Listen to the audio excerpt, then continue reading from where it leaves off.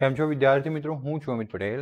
આપ સૌનું આપણી આ જે ચેનલ છે હાઇપરબોલા હોમ ટ્યુટોરિયલમાં તેમાં સ્વાગત છે.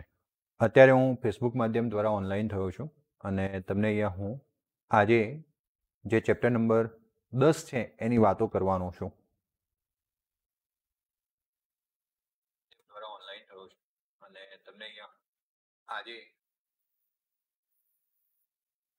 તો વિદ્યાર્થી મિત્રો ખાસ તમને વાત કરું તો મેં પાછળના કેટલાક લેક્ચર્સમાં ચેપ્ટર નંબર 9ની વાત પૂર્ણ કરી છે. યાદ છે ને? ચેપ્ટર નંબર 9 આપણે પૂર્ણ કરેલું છે અને ચેપ્ટર નંબર 9ની થિયોરી પૂર્ણ થઈ છે. હવે આપણે ચેપ્ટર નંબર 10ની વાત ચાલુ કરીશું. આમ તો તમને દાખલા ભણાવવાના હતા, પણ મેં વિચાર્યું કે પહેલાં ચેપ્ટર નંબર 10 આપણે પૂર્ણ કરી લઈએ અને પછી 9-10ના દાખલા આપણે સાથે ભણીશું. ક્લિયર છે? તો ખાસ તમે આ રીતની પ્રિપરેશન્સ રાખજો. તમારું કોઈ પણ કન્ટેન્ટ બાકી નહીં રહે એની જવાબદારી હું લઉં છું. ઓકે, આપણે અહીંયા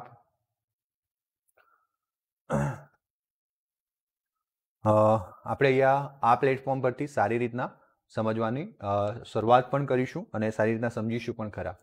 તો ઘણા બધા વિદ્યાર્થી મિત્રો મારી સાથે જોડાયેલ છે, જેમ કે કોમલ મારી સાથે જોડાયેલ છે, ખુશ મારી સાથે જોડાયેલ છે, સચિન આપણી સાથે જોડાયેલ છે અને કિશોરભાઈ આપણી સાથે જોડાયેલ છે.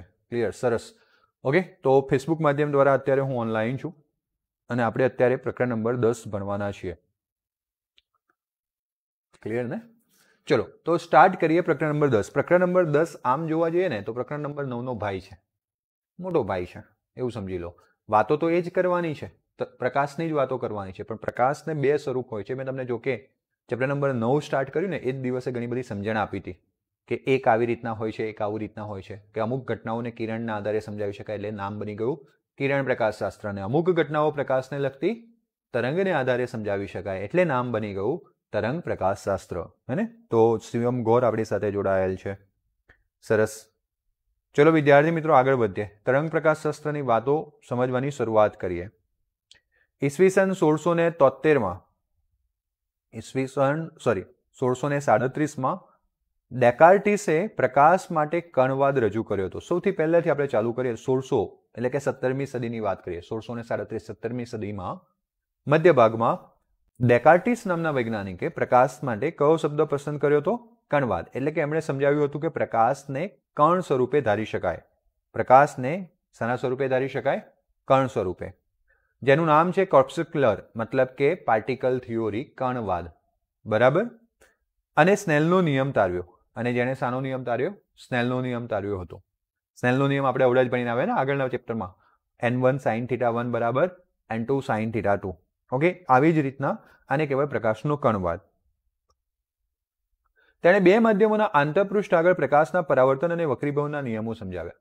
17મી સદીમાં મધ્ય ભાગમાં આજે ડેકાર્ટીસ નામના વૈજ્ઞાનિકે એક તો સ્નેલનો નિયમ સાબિત કર્યો, તારવી નાખ્યો. બીજું એમણે શું કર્યું કે બે માધ્યમોને સપાટી આગળ, આંતરપૃષ્ઠ આગળ, છૂટી પડતી સપાટી આગળ પરાવર્તન અને વક્રીભવનની ઘટનાઓને સમજાવી, એ નિયમોને સમજાવ્યા. આ કણવાદે એવી આગાહી કરી કે જો પ્રકાશ કિરણ વક્રીભવન થતા લંબ તરફ વાંકું વળે તો બીજા માધ્યમમાં પ્રકાશની ઝડપ કેવી હશે? વધારે. થોડુંક ઉલટું ફલટું છે એટલે ખાસ સમજવાનો પ્રયત્ન કરજો. આપણે પાછળના ચેપ્ટરને થોડું યાદ કરીએ. ચેપ્ટર નંબર 9 એમાં આપણે શું વાત કરી હતી? પ્રકાશ પાતળા માધ્યમમાંથી ઘટ માધ્યમમાં જાય ત્યારે સર ભૂલી ગયા હોય. આટલું બધું તમને યાદ રાખવાનું કોઈ યાદ રહે ના રહે? સારું, ચાલો વાંધો નહીં, રસ્તો કરીએ. સ્નેલનો નિયમ તો યાદ છે ને? n1 sin θ1 n2 sin θ2 બરાબર.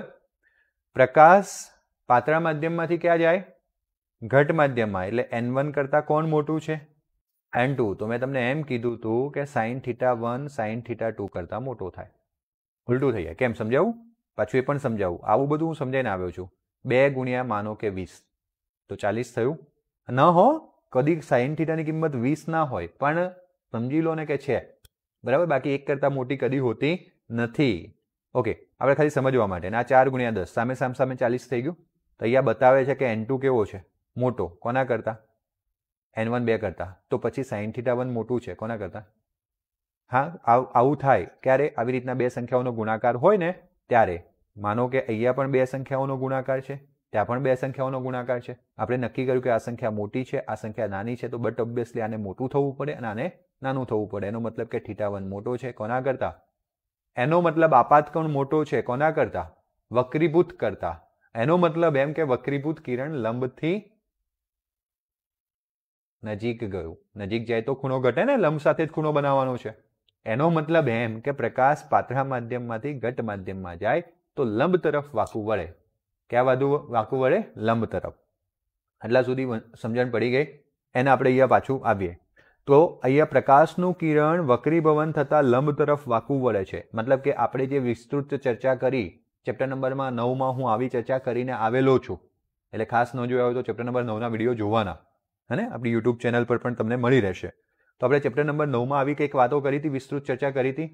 ચલો એને આને મેચ કરવાનો પ્રયત્ન કરીએ. આપણને ખબર છે કે પ્રકાશનું કિરણ લંબ તરફ ક્યારે વાંકું વળે? જ્યારે પાતળા માધ્યમમાંથી કયા માધ્યમમાં જાય? હવે તમને ખબર છે n એટલે c/, લેસ દેન c/cc. હવે જ્યારે તમે ઉલટું કરો ને તો v1 ગ્રેટર દેન શું થાય? v2. આ શું બતાવે છે?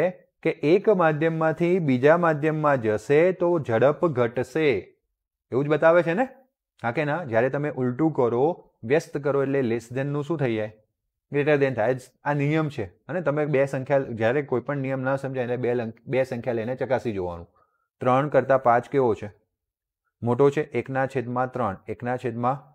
1/3 શું આવે?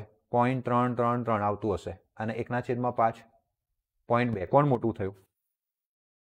0.333. જો થઈ ગયું? બદલાઈ ગયું કે ના બદલાઈ ગયું? વાત એમ જ છે. જ્યારે તમે વ્યસ્ત કરો એટલે અસમતા કહેવાય. અને શું કહેવાય? અસમતા. જો ગણિતમાં બે વસ્તુ છે, બધું ભણતા થોડુંક ક્લિયર કરતા જઈએ. ગણિતમાં બે વસ્તુ છે, સમતા, અસમતા. સમતા માટે શું વપરાય? બરાબર, ઇક્વલ વપરાય. અને ડઝ નોટ ઇક્વલ્સ ટુ અસમતા માટે વપરાય. જેના માટે ડઝ નોટ ઇક્વલ્સ ટુ વપરાય ને ત્યાં બે ઓપ્શન થાય, ગ્રેટર દેન અથવા તો લેસ દેન. સમજણ પડી ગઈ? અને અસમતા કહેવાય. એટલે અસમતામાં આવું હોય, જ્યારે તમે વ્યસ્ત કરો એટલે અસમતા બદલાઈ જાય. લેસ દેનનું શું થઈ જાય? ગ્રેટર દેન થઈ જાય. હે ને? આટલી થોડીક બેઝિક વાતો આપણે યાદ રાખીએ. એટલે આપણે એવું જોયું કે આપણા જે નિયમો, આપણા જે નોલેજ છે એ પરથી તો આપણે એવું જોયું હતું કે જ્યારે પ્રકાશનું કિરણ વાંકું વળે, લંબ તરફ વાંકું વળે, એનો મતલબ કે પાતળા માધ્યમમાંથી ક્યાં જાય? ઘટ માધ્યમમાં. આપણે એમ ખબર છે કે પાતળા માધ્યમમાં ઝડપ વધારે છે, ઘટ માધ્યમમાં કેવી છે? ઓછી. તો આ ડેકાર્ટિસનું વાત તો ખોટી. અને હું તમને એટલા માટે પહેલું સમજાવી દીધું કારણ કે તમે પાછું આ ના સાચું બાની બેસો, નહીં તો પાછા લોચામાં આવી જશો. એટલે ડેકાર્ટિસ એ વખતે શું કીધું હતું કે લંબ તરફ વાંકું વળે તો પ્રકાશની ઝડપ કેવી હશે? વધારે. આ કણવાદને આઇઝેક ન્યૂટન દ્વારા તેમના પ્રચલિત પુસ્તક ઓપ્ટિક્સ દ્વારા આગળ વિકસાવવામાં આવ્યો. અને પુસ્તકની પ્રચંડ લોકપ્રિયતાને કારણે આ કણવાદ ન્યૂટને આપ્યો હોવાનું માનવામાં આવે છે. ઘણી વખત છે ને નામ બધું કામ કરી જાય. જેમ કે આજની રિયાલિટીમાં હું તમને સમજાવું. MI કંપની સૌથી પહેલા મોબાઈલ્સ લઈને માર્કેટમાં આવી હતી. અત્યારે બધું વેચે છે. ચશ્મા પણ વેચે છે, બેગ પણ વેચે છે, જો શું નથી, ટીવી પણ વેચે છે. નામ બધું કામ કરી જાય. હવે ન્યૂટનની એક જ ખાસિયત હતી ભાઈ, યંત્રશાસ્ત્ર એકલા હાથે સમજાવી દીધું. કોઈને બેટિંગ કરવા જ ના દીધી યંત્રશાસ્ત્રમાં. પ્રથમ નિયમ, બીજો નિયમ, ધડાકે ધડ ત્રીજો નિયમ આપી દીધો. કોઈ પણ યંત્રશાસ્ત્રનો મુદ્દો ન્યૂટનના નિયમથી સમજાવી શકાય. એટલે એમણે એ વખત પાછી રહેવાયું નહીં, એટલે ઓપ્ટિક્સમાં એ બુક લખી નાખી. હશે એમની કામગીરી, હું તો જસ્ટ એમ મજાકિયા શબ્દોમાં બોલું છું જેથી કરીને તમને યાદ રહી જાય. એટલે એમણે ઓપ્ટિક્સ નામની બુક લખી નાખી અને એમના કણવાદની મોટી રજૂઆત કરી દીધી. પણ એ કણવાદ એકચ્યુઅલીમાં કોણે ચાલુ કર્યો હતો? ડેકાર્ટિસે. પણ અત્યારે પણ લોકો એવું માને છે ન્યૂટને આપ્યો હશે. પણ આપણે હવે સમજ્યા. ઓકે, ઈસવીસન 1678માં ચેપ્ટર હજુ ચાલુ નથી થયું. આપણે હજુ પ્રસ્તાવના ગિયર પાડીએ છીએ. ચેપ્ટર્સને હજુ આપણે મોશનમાં લાવ્યા નથી. આપણે સમજીએ છીએ કે શું વાતો છે ને આપણે કેમ ચેપ્ટર સમજવું જરૂરી છે. પ્રસ્તાવનામાં દરેક ચેપ્ટર સ્ટાર્ટિંગમાં પ્રસ્તાવનામાં એ જ સમજવાનું હોય. એક ઇન્ટરેસ્ટ આપણે જગાવવો પડે કે ચેપ્ટર કેમ ભણવાનું છે.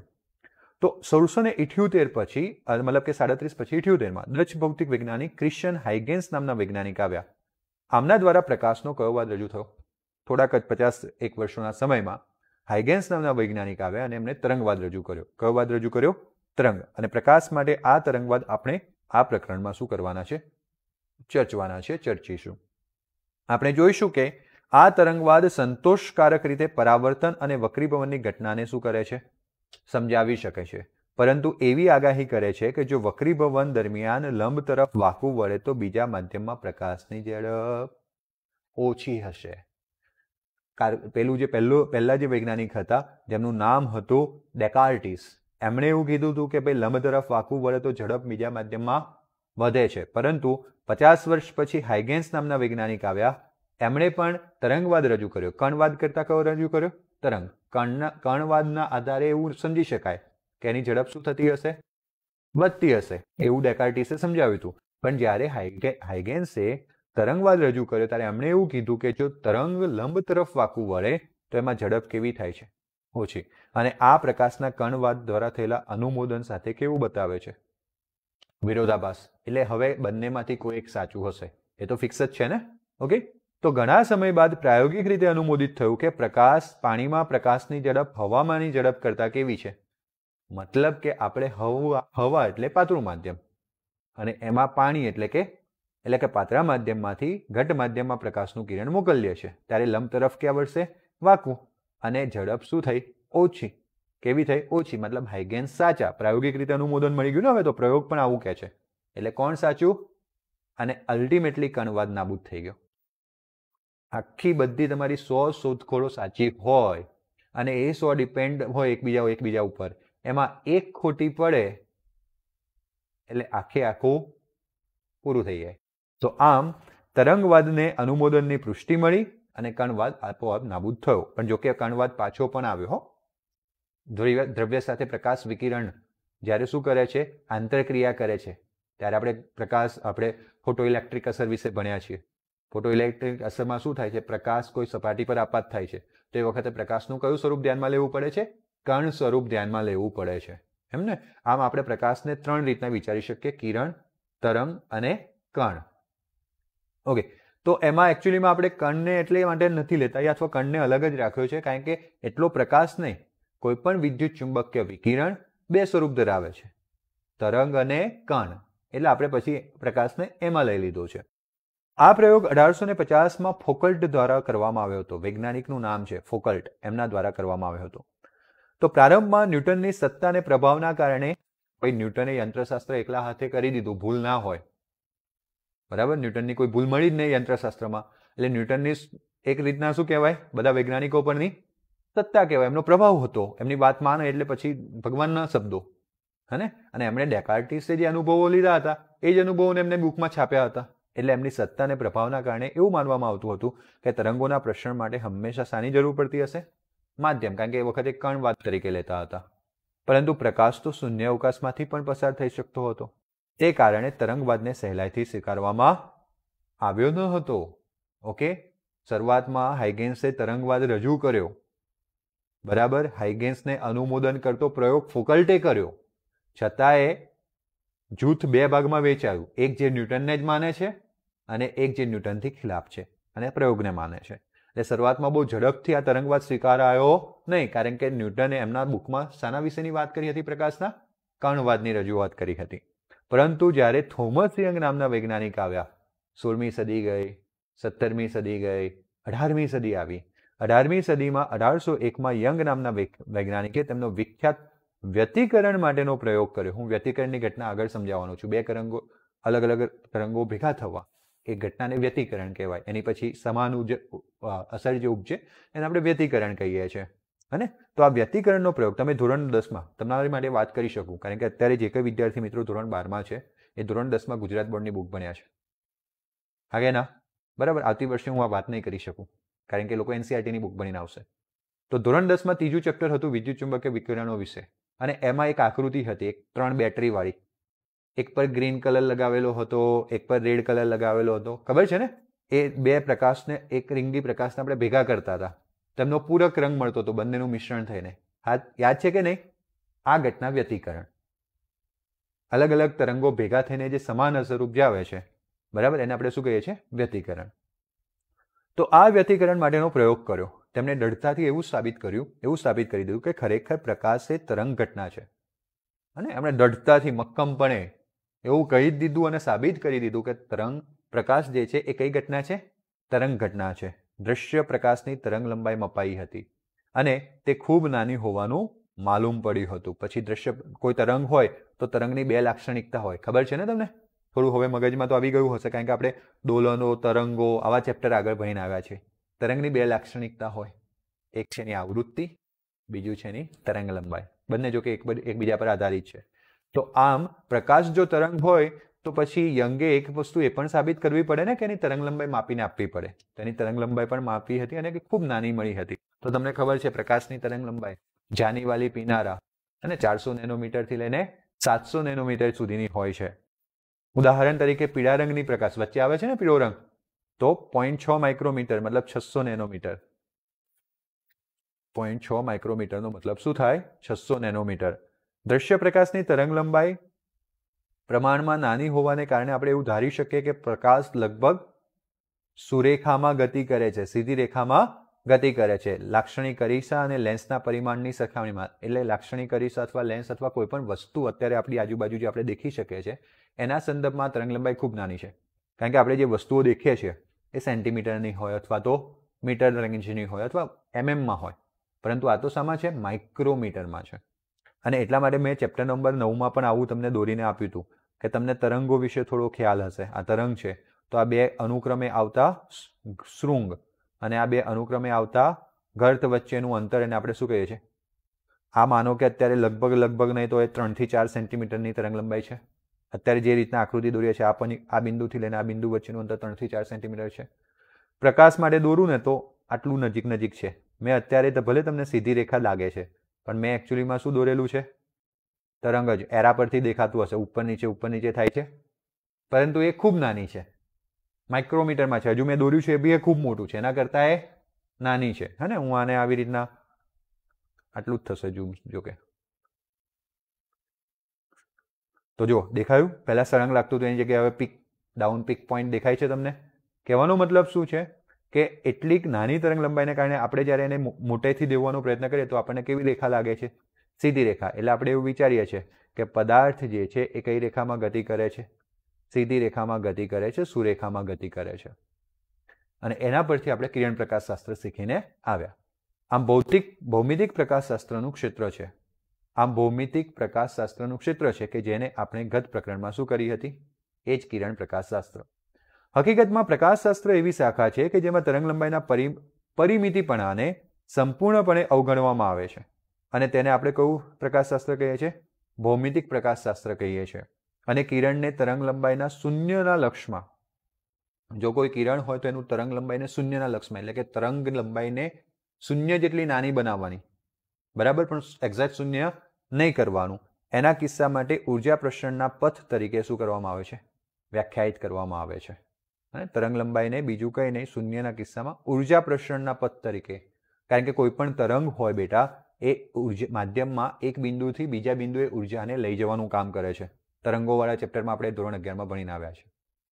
1801માં યંગના વ્યતિકરણના પ્રયોગ પછી લગભગ 40 વર્ષો સુધી પ્રકાશના તરંગના વ્યતિકરણોને વિવર્તનને સાંકળતા ઘણા બધા પ્રયોગો કરવામાં આવ્યા.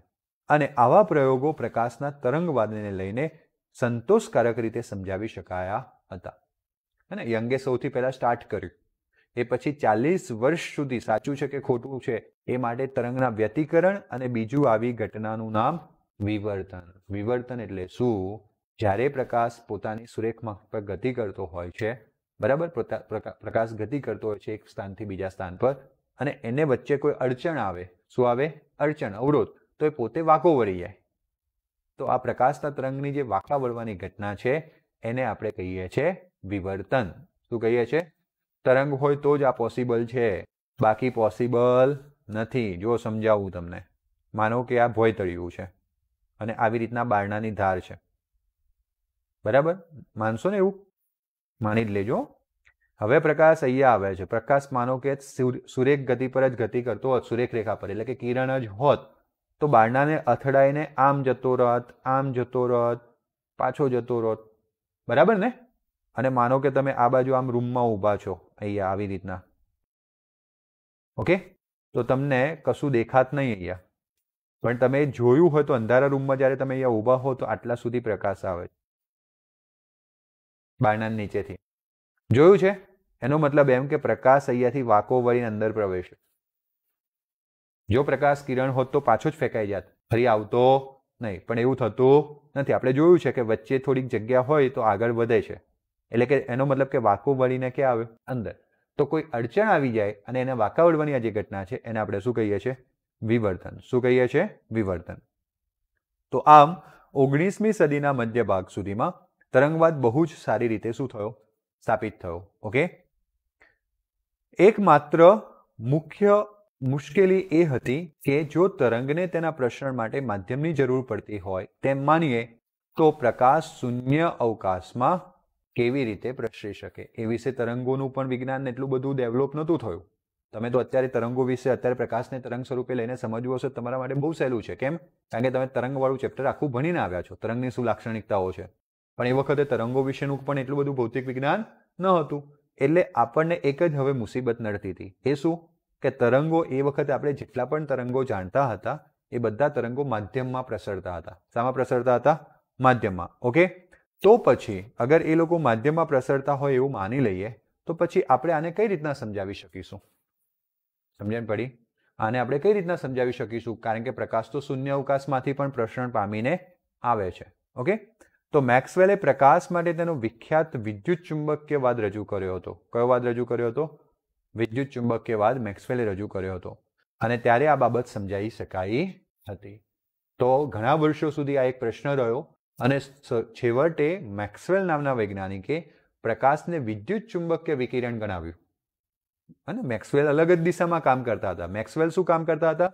વિદ્યુત શાખા અને ચુંબકીય શાખાને એકબીજા સાથે સાંકળવાનો પ્રયત્ન કરતા હતા. અને એમણે વિદ્યુત ક્ષેત્રના જે કંઈ વિદ્યુત શાખાના જે કંઈ સમીકરણો હતા તે અને ચુંબકીય ક્ષેત્રના જે કંઈ સમીકરણો હતા, હું થોડું તમને યાદ કરાવું, તમે ભણીને આવ્યા છો બેઝિક. જેમ કે વિદ્યુત શાખાના કેટલાક સમીકરણોમાં કુલમ્બનો નિયમ, ગાઉસનો નિયમ હતા ને, અને સંપાતપણાનો સિદ્ધાંત વિદ્યુત ક્ષેત્રનો. એવા જ આ બાજુ ચુંબકીય ક્ષેત્રમાં બાયો સાવર્ટ નિયમ ભણ્યા છો તો ચોથા ચેપ્ટર સુધી તો ભણ્યા જ હશો. એમ્પિયર સર્ટિકલનો નિયમ. આ બધાને ભેગા કરીને મેક્સવેલે જોયું તો એમને એક આવું રાશિ મળી. એમને આવી રાશિ મળી, C બરાબર 1/μ0 એપ્સિલોન 0. આ એપ્સિલોન 0 વિદ્યુત ક્ષેત્રની રાશિ છે. μ0 ચુંબકીય ક્ષેત્રની રાશિ છે. આ વિદ્યુત ક્ષેત્ર અને ચુંબકીય ક્ષેત્રને સાંકળો તો એમને તો પ્રકાશની ઝડપ મળી ગઈ. અને એ પરથી આવું ઘણું બધું કર્યું એમણે. એવું નથી કે આટલું કર્યું, આપણે વાત પણ કરીશું વિદ્યુત ચુંબકીય વિકિરણવાળા ચેપ્ટરમાં. પણ આના પરથી એ વાત ફિક્સ થઈ કે વિદ્યુત ચુંબકીય વિકિરણોમાં બે ક્ષેત્રો હોય છે. કયા ક્ષેત્રો? વિદ્યુત ક્ષેત્ર અને ચુંબકીય ક્ષેત્ર. જ્યારે મેક્સવેલને આ સક્સેસ મળ્યું પછી એમણે પ્રકાશને અનુભવવાનું ચાલુ કર્યું અને એમણે પ્રકાશશાસ્ત્રને આની સાથે જોડવાનો પ્રયત્ન કર્યો અને એમાં કેટલાક અંશે સફળ પણ ગયા. કારણ કે પ્રકાશ એ વિદ્યુત ચુંબકીય વિકિરણોનું બનેલું છે. એટલે પ્રકાશને એમને કયું વિકિરણ જણાવ્યું? વિદ્યુત ચુંબકીય વિકિરણ. અને પછી જે પેલો પ્રશ્ન હતો ઓટોમેટિકલી સોલ્વ થઈ ગયો. કારણ કે જો પ્રકાશ વિદ્યુત ચુંબકીય વિકિરણ હોય તો એ શૂન્ય અવકાશમાં પણ ગતિ કરી શકે. અને એ પછી તરંગોના બે પ્રકાર બને. એવા તરંગો જે માધ્યમમાં ગતિ કરી શકે, એવા તરંગો જે માધ્યમ વિના પણ ગતિ કરી શકે. એટલે બે પ્રકારના આ તરંગોને યાંત્રિક અને બિન યાંત્રિક તરંગો તરીકે ઓળખવામાં આવે છે. એવા તરંગો જે માધ્યમમાં જ ગતિ કરી શકે તેને યાંત્રિક તરંગો કહીએ છીએ. જેમ કે ધ્વનિના તરંગો, એને હંમેશા વહન માટે માધ્યમની જરૂર પડશે. અને બીજા જેમ કે પ્રકાશના તરંગો, જેમને માધ્યમ હોય કે ના હોય કોઈ ફરક પડતો, એટલે એમના વહન માટે માધ્યમની જરૂરિયાત રહેતી નથી, જેને આપણે બિન યાંત્રિક તરંગો કહીએ છીએ. યાંત્રિક તરંગો. ઓકે, મેક્સવેલે વિદ્યુત અને ચુંબકીયના નિયમોને રજૂ કરીને સમીકરણોનું જૂથ આપ્યું હતું. અને આ સમીકરણોની મદદથી તેમણે કયું સમીકરણ આપ્યું? તરંગ સમીકરણ તરીકે ઓળખાય છે. જેની મદદથી વિદ્યુત ચુંબકીય તરંગોના અસ્તિત્વનું શું કરી શકાયું? પૂર્વાનુમાન કરી શકાયું. અને જો કે અહીંયા લખીને પણ આપેલું છે કે 1855માં વિદ્યુત ચુંબકીય તરંગોનું અસ્તિત્વનું પૂર્વ અનુમાન કરાયું હતું. પરંતુ ખૂબ જ સમય બાદ 1890ની આજુબાજુ 1855માં મેક્સવેલે પોતાનું કામ પતાવી દીધું હતું. મેં તમને કીધું તેમ એને માત્ર સમીકરણોને ભેગા કર્યા હતા. હવે સમીકરણોને ભેગા કરી થિયોરી તો બની ગઈ, પણ એને સાબિત બી કરવી પડે ને. એટલે 1890 ની આજુબાજુ હર્ટ્ઝે લેબોરેટરીમાં કયા તરંગો ઉત્પન્ન કર્યા? જેવી રીતના મેક્સવેલે સૂચવ્યું હતું એવી રીતના એમણે વિદ્યુત ચુંબકીય ક્ષેત્રની મદદથી રેડિયો તરંગોનો ઉદ્ભવ કર્યો. માત્ર હર્ટ્ઝે નહીં, આપણા ભારતના વૈજ્ઞાનિક જગદીશચંદ્ર બોઝે પણ અને બીજા હતા માર્કોની, એમણે પણ હર્ટ્ઝિયન તરંગોનો વ્યવહારુ ઉપયોગ કર્યો હતો. એટલે એક પ્રકારના રેડિયો તરંગો જ છે જેમની નેનોમીટર 25 નેનોમીટરની આજુબાજુ તરંગ લંબાઈ હતી. ક્લિયર છે? તો આ રીતની વાત થઈ. હે ને? હું આગળ વધું એ પહેલાં જોઈ લઉં કે કેવા પ્રશ્નો છે તમારા. ઓકે, શાલિની છે, ખુશ, કોમલ.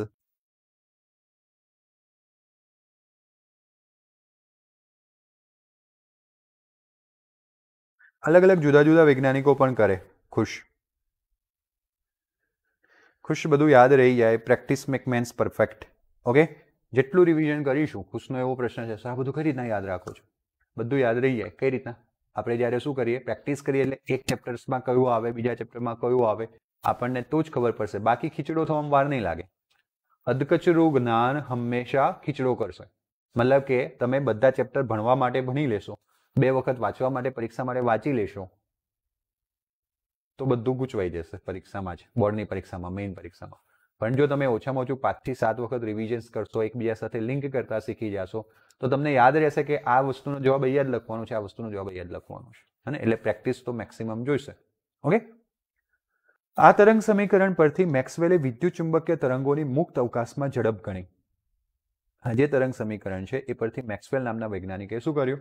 એમણે સમીકરણોનું જૂથ બનાવ્યું અને પછી એમણે તરંગોની મુક્ત અવકાશમાં ઝડપ ગણી. મેં એવડે સૂત્ર મૂક્યું હતું ને, C બરાબર 1/μ0 ε0. આ પ્રમાણે ઝડપ ગણી અને જણાવ્યું કે પ્રકાશની ઝડપનું સૈદ્ધાંતિક. ઓકે, એ વાત બી સમજાવી મેં તમને કે વિદ્યુત ક્ષેત્ર ચુંબકીય ક્ષેત્રનો ઉપયોગ કરી આ પર આવ્યા.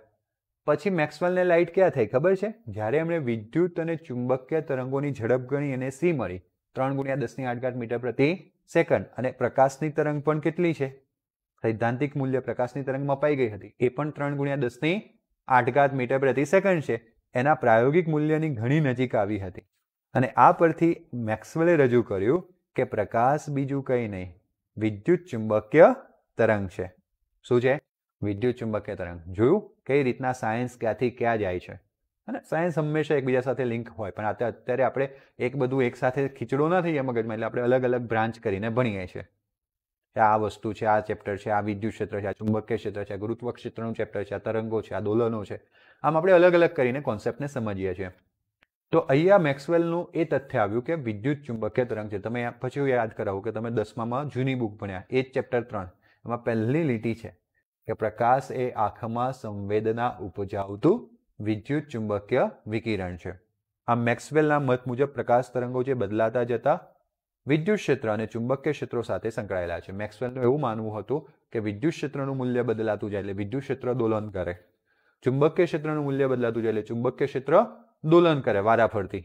ઓકે, ત્યારે પ્રકાશના તરંગો ઉત્પન્ન થતા હોય છે. તો બદલાતું જતું વિદ્યુત ક્ષેત્ર સમય અને અવકાશીય ચલ સાથે બદલાતું ચુંબકીય ક્ષેત્ર ઉત્પન્ન કરે છે, અને બદલાતું જતું ચુંબકીય ક્ષેત્ર સમય અને ચલ સાથે બદલાતું વિદ્યુત ક્ષેત્ર ઉત્પન્ન કરે છે. આ સિવાય પણ એવું છે કે જો તમે વિદ્યુત ક્ષેત્રને બદલતા જાઓ તો વિદ્યુત ક્ષેત્રને કારણે બદલાતું જતું ચુંબકીય ક્ષેત્ર ઉત્પન્ન થાય. કારણ કે વિદ્યુત અને ચુંબક કદી એકબીજાને અલગ ન પાડી શકાય એવી શાખાઓ છે. એવી રીતના જો તમે ચુંબકને બદલતા જાઓ ચુંબકીય ક્ષેત્રને, તો એની સાથે વિદ્યુત ક્ષેત્ર ઉત્પન્ન થતું હોય છે. આમ બદલાતા વિદ્યુત અને ચુંબકીય ક્ષેત્રોના પરિણામે વિદ્યુત ચુંબકીય તરંગો એટલે કે પ્રકાશ તરંગો શૂન્ય અવકાશમાંથી પણ શું પામે છે? એમને માધ્યમની પછી જરૂર રહેતી નથી. આ પ્રકરણમાં તો આપણે આ થોડોક ઇતિહાસ જોયો, કણવાદ આવ્યો, તરંગવાદ આવ્યો, તરંગવાદને સ્વીકારવામાં શું શું મુસીબતો પડી, કયા કયા વૈજ્ઞાનિકોનો ફાળો આવ્યો એ મુસીબતોને દૂર કરવામાં, એટલી વાત આપણે પૂર્ણ કરી. આ પ્રકરણમાં આપણે પ્રથમ હાઇગેન્સના સિદ્ધાંતની મૂળ રચનાની વાત કરીશું, એમની ચર્ચાની વાત કરીશું અને પરાવર્તન અને વક્રીભવનના નિયમોને તારવીશું.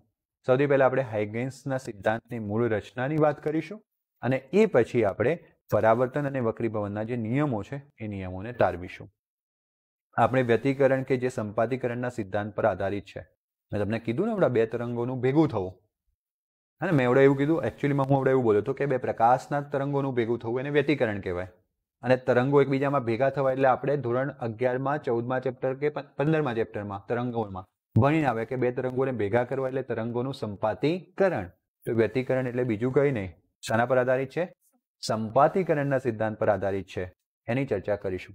યાદ આવે કે પછી પાછું કરાવું? ધોરણ 11માં સંપાતીકરણનો સિદ્ધાંત કઈ રીતના ભણ્યા હતા? એક તરંગ કોઈક બિંદુને 3 કંપ વિસ્તાર ઉપર તરફ લઈ જતું હોય, બીજું 5 ઉપર લઈ જતું હોય, તો 3 અને 5 બંને તરંગો એ બિંદુએ ભેગા થાય તો કેટલો ઉપર લઈ જાય? 8 ઉપર લઈ જાય. આવું ભણ્યા હતા. અગર એક 3 ઉપર લઈ જતું હોય, બીજું એક નીચે લાવતું હોય, તો ટોટલ 3 ઓછા 1 એટલે બે તરંગો એ બિંદુએ ભેગા થાય તો માત્ર કેટલું એ બિંદુ ઉત્પન્ન જાય? 2. હે ને? તરંગો બીજું કંઈ નથી, માધ્યમમાં ઉત્પન્ન થતો વિક્ષોભ છે. તરંગો બીજું કંઈ નહીં. શું છે? માધ્યમમાં ઉત્પન્ન થતો વિક્ષોભ.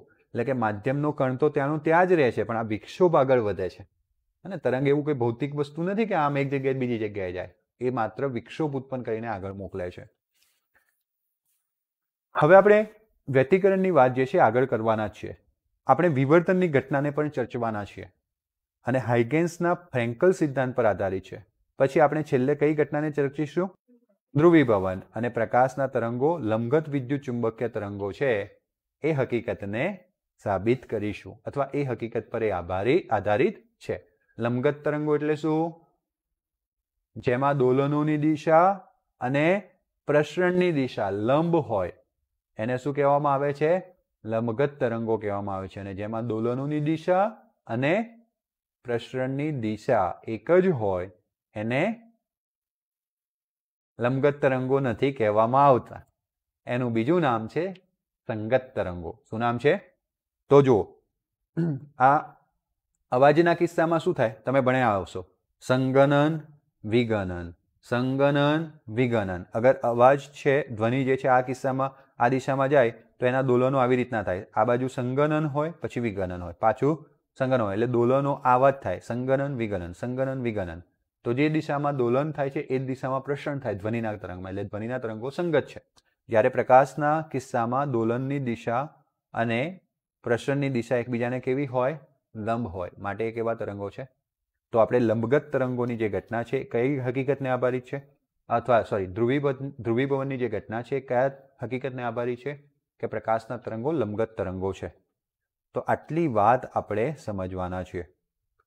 બોલો, કોઈ ડાઉટ હોય તો જણાવો. હે ને? ફટાફટથી. કોઈને કઈ ડાઉટ હોય તો પૂછી શકો.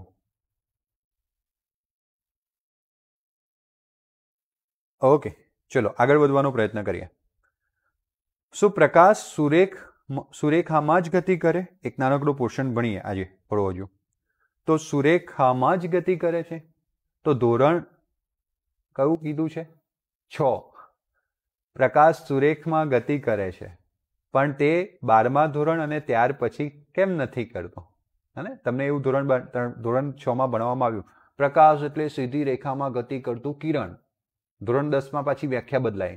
પ્રકાશ એટલે આંખમાં સંવેદના ઉપજાવતું વિકિરણ, વિદ્યુત ચુંબકીય વિકિરણ. આ શું છે? ધોરણે આપણી વ્યાખ્યા બદલાય છે. ઓકે, તો તમને થોડું આમ થશે, આ શું છે? તો હવે સમજીએ. શાળા તમને એક પ્રયોગ બતાવવામાં આવે છે જેમાં સૂક્ષ્મ છિદ્ર અને 3 કાર્ડબોર્ડ લેવામાં આવે છે. નાના ધોરણવાળો પ્રયોગ છે આ. અને કાર્ડબોર્ડ લેવામાં હોય અને અંદર સૂક્ષ્મ છિદ્ર હોય. પછી ખબર, એક બાજુ મીણબત્તી રાખતા હતા, વચ્ચે પૂઠું મૂકતા હતા. પ્રયોગ કર્યો ના હોય પણ પ્રયોગની આકૃતિ દોરીને માર્ક્સ લીધા હોય એટલી તો મને યાદ છે. બરાબર? એ મીણબત્તી મૂકતા હતા, બીજી બાજુથી જોતા હતા તો મીણબત્તીની જ્યોત અને 3 છિદ્રો એક જ રેખા પર હોય તેમ મીણબત્તીને જોઈ શકો છો. તો જો તેમના એકાદ પણ સહેજ ખસેડવામાં આવે તો મીણબત્તીને જોઈ શકાતી નથી. સામે મીણબત્તી હોય, વચ્ચે પૂઠું હોય, પૂઠામાં કાણું હોય, આમ એક રેખામાં હોય તો મીણબત્તીની જ્યોત દેખાશે. થોડું આમ પૂઠું કરી દેશો તો દેખાશે નહીં.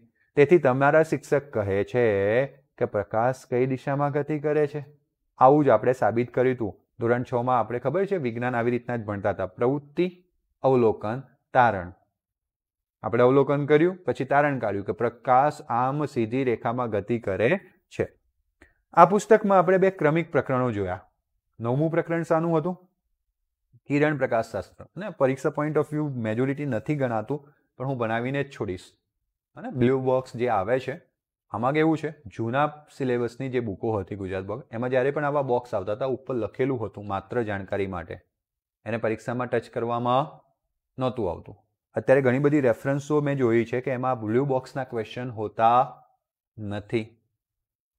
પણ છતાંય આપણે રિસ્ક લેવો નહીં. 5 વર્ષ સુધી બોર્ડ કન્ટિન્યુઅસ આને ના પૂછે તો સમજવાનું કે પૂછાતું, બાકી કદાચ પૂછાઈ જાય તમારામાં. એટલે હું એકવાર સમજણ તો આપીશ જ તમને.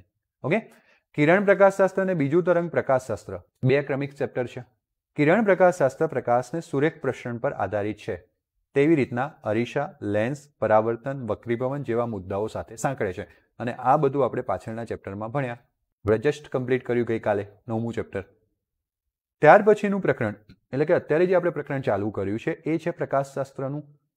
અને તેમને ઉપર કહેવામાં આવે છે કે પ્રકાશ શાની તરંગ રીતના ગતિ કરે છે? તરંગ. આપણે અત્યારે એની ચર્ચા કરીને કે પ્રકાશ તરંગની રીતના ગતિ કરે છે. હાઇગેન્સ આ વાત લઈને આવ્યા હતા. પછી શું શું મુસીબતો એમાં આવી અને શું શું નિવારણ આવ્યા, આપણે એની વાત કરી. એટલે કે તે પદાર્થને અડચણ અથવા આગળથી શું કરી શકે? હા, જો મેં તમને એ પણ વાત કરી ને, આપણે પેલું બારણાવાળી વાત કરી હતી. મેં તમને કીધું હતું કિરણ હોય તો પ્રકાશ વાંકો નહીં વળે, પાછો જ ફેંકાઈ જશે. પણ જો તરંગ હશે તો વાંકો વળશે અને જેથી આપણને વિવર્તન અને વ્યતિકરણ શું થશે? અનુભવાશે. દ્રશ્ય વિભાગમાં પ્રકાશની તરંગ લંબાઈ લગભગ અડધા માઇક્રોમીટરની હોય, માઇક્રોમીટર જેટલી હોય છે. તો જે લગભગ આ જ પરિમાણ ધરાવતી અડચણ જોડે અથડાય તો તેની પાસેથી શું થાય? વાંકું વળે છે અને બીજી બાજુથી આપણને શું કરી શકાય છે? જોઈ શકાય છે. આમ માઇક્રોમીટરના માપની અડચણ પ્રકાશના કિરણને રોકી શકતી નથી. પ્રકાશના કિરણને રોકી શકતી નથી. કેટલા માપની? માઇક્રોમીટર. અને આપણે દરવાજા અને નીચેનું, મેં તમને દરવાજાનું ઉદાહરણ આપ્યું હતું ને, અને નીચેના ભોંયતળિયા વચ્ચે માઇક્રોમીટર જેટલું અંતર તો હોય ને, નાનકડી ગેપ. માઇક્રોમીટર એટલે તો કેટલી નાનકડી ગેપ થઈ, બરાબર? અડચણ જો ખૂબ મોટી હોય તો પ્રકાશ આટલા મોટા પ્રમાણમાં વળી શકતો નથી અને બીજી બાજુથી જોઈ શકાશે નહીં. આપણે કોઈ પણ તરંગનો વ્યાપક ગુણધર્મ, આના વિશે વધારે વાત કરીશું આપણે પર્ટિક્યુલર ટોપિકમાં, વિવર્તનમાં. ક્યારે વિવર્તન થાય, ક્યારે વિવર્તન નહીં થાય. આપણે કોઈ પણ તરંગનો વ્યાપક ગુણધર્મ જોઈએ. ધ્વનિ તરંગો માટે પણ જોઈ શકાય. આપણી વાણીના તરંગની તરંગ લંબાઈ 50 સેન્ટીમીટરથી ક્યાં સુધીની છે? એના સાપેક્ષે તો પ્રકાશની તરંગ લંબાઈ ખૂબ નાની છે. પ્રકાશની તરંગ લંબાઈ ખૂબ નાની છે કારણ કે એ નેનોમીટરમાં છે. જો અમે અમુક મીટરના માપના અડચણ સાથે અથડાય તો તેની ફરતે તે શું થઈ જાય? વાંકું વળે. અને માનો કે મોટી અડચણ હોય, મીટરો સુધીની અડચણ હોય. જો તમે શું કીધું, આખા બારણામાંથી પ્રકાશ નથી જઈ શકતો. આખું બારણું એટલે મીટર સુધીનું હોય, બરાબર? એનું પરિણામ મીટરોમાં હોય, ફૂટમાં હોય, તો એમાંથી પ્રકાશ નથી જઈ શકતો. પણ પેલી નીચેની ધારમાં માઇક્રોમીટરની જાય, એમાંથી પ્રકાશ જતો રહે છે. એ એના તરંગ લંબાઈના આધારે. વિવર્તનની ઘટના જે છે એ જે પરિમાણ છે અડચણના પરિમાણ પર આધાર રાખે છે. એટલે પેલી નાનકડી ગેપ હતી છતાં એ જતું રહ્યું. હા, ધ્વનિનો તરંગ આખી મોટી ગેપ હોય ને દરવાજો તોય જતો રહેશે અથવા નીચેથી પણ જતું રહેશે. હું આ રૂમમાં ભણાવું છું, બીજા રૂમમાં પણ દેખાશે. કેમ? તો એમની તરંગ લંબાઈ કેવી છે? મોટી છે. અને તેથી જો અડચણ મોટી હોય તો છતાંય તે વાંકું વળે છે અને અડચણના પાછળના બિંદુ આગળ પહોંચે છે. એટલે તમે દિવાલ હોય ને વચ્ચે તો તમે બાજુમાં જોઈ નહીં શકો પણ બાજુમાં સાંભળી શકાશે. સમજણ પડી ગઈ? આનું રીઝન શું છે? પ્રકાશની તરંગ લંબાઈ ખૂબ નાની છે એટલે એનું વિવર્તન તો જ જોવા મળે જો ગેપ બહુ નાની હોય, અડચણ ખૂબ નાની હોય. પરંતુ જો અડચણ મોટી હોય છતાંય ધ્વનિ તરંગ પેલા રૂમમાં ગયું, મતલબ કે એનો મતલબ એ છે કે ધ્વનિના તરંગોની તરંગ લંબાઈ કેવી છે? વધુ છે. સેન્ટીમીટર, મીટરના ક્રમની છે. તો આપણે પથમાં મોટા લગભગ અમુક 100 મીટરની અડચણ અથવા ખડકો સાથે પણ તે અથડાય તો પાછો ફરે છે. ખબર તમને? ઇકો સ્વરૂપે. હને? તો તે તેમના મોટા ભાગનું શું કરે છે? પરાવર્તન. અને શું આપે છે? ઇકો એટલે કે પડઘા. તો પછી પ્રાથમિક શાળામાં ભણેલા પ્રયોગનું શું? આપણે કાર્ડબોર્ડને ખસેડીએ છીએ ત્યારે સ્થાનાંતર અમુક મિલીમીટરના ક્રમનું છે, જે પ્રકાશની તરંગ લંબાઈ કરતાં કેવું છે? ઘણું મોટું છે. તો તેની મીણબત્તી જોઈ શકાતી નથી. તો આપણે જો એકાદ કાર્ડબોર્ડને માઇક્રોમીટરથી ઓછું ખસેડીએ તો પ્રકાશનું શું થશે? કહેવાનો મતલબ એમ છે કે તમારા હાથમાં કાર્ડબોર્ડ હોય ને, થોડુંક જ ખસેડવાનું તો તમને મીણબત્તી નહીં પણ મીણબત્તીમાંથી આવતો પ્રકાશનું થોડું કિરણ દેખાશે. પણ તમે થોડું વધારે ખસેડી દેશો તો દેખાશે નહીં. તો થોડુંક માઇક્રોમીટરથી નાનું ખસેડીએ ને ત્યારે તમને વિવર્તનની ઘટના જોવા મળે. મીણબત્તી હજુ પણ જોઈ શકાશે. આપણે આ બોક્સમાં પ્રથમ વાક્ય ઉમેરીએ કે તે જેમ મોટું થતું જાય તેમ શું થતું જાય? શું કહેવા માંગે છે? તે મોટું થતું જાય મતલબ કે તરંગ લંબાઈ મોટી થતી જાય તેમ એ શું થતા શીખે છે? વળતા. એટલે કે પ્રકાશના તરંગોની તરંગ લંબાઈ ખૂબ નાની છે, નેનોમીટરમાં. એટલે એ બહુ ઝડપથી વળતા નથી. જ્યારે ધ્વનિના તરંગોની તરંગ લંબાઈ ખૂબ મોટી છે એટલે એ વાંકા વળી જાય છે અને એટલા માટે બાજુના રૂમના વ્યક્તિનો અવાજ સંભળાઈ શકે છે પણ જોઈ શકાતી નથી. સમજણ પડી ગઈ આટલા સુધી? હને આવી કેટલીક મજાની રસપ્રદ વાતો આપણે આ ચેપ્ટરમાં કરવાના છીએ અને શરૂઆત કરીશું એ જ વૈજ્ઞાનિકથી જે વૈજ્ઞાનિકે પ્રકાશના તરંગવાદને ચાલુ કર્યો. હને જો કંઈ તમારો ડાઉટ હોય તો તમને પછી પૂછો. જી નીટમાં તો આના બહારનું પણ પૂછાશે. જી નીટ વસ્તુ જ અલગ છે. જી નીટ કરવું હોય તો રાત દિવસ એક કરી દેવો પડશે. જી નીટમાં આ તો પૂછાઈ જ શકે, આ ચોપડીના અંદરનું બધું જ પૂછાઈ શકે, આના બહારનું પણ પૂછાય છે. હને ઓકે ચલો. સો મળીએ આપણે આવતા લેક્ચરમાં. ત્યાં સુધી બધાને ગુડ બાય, ટેક કેર.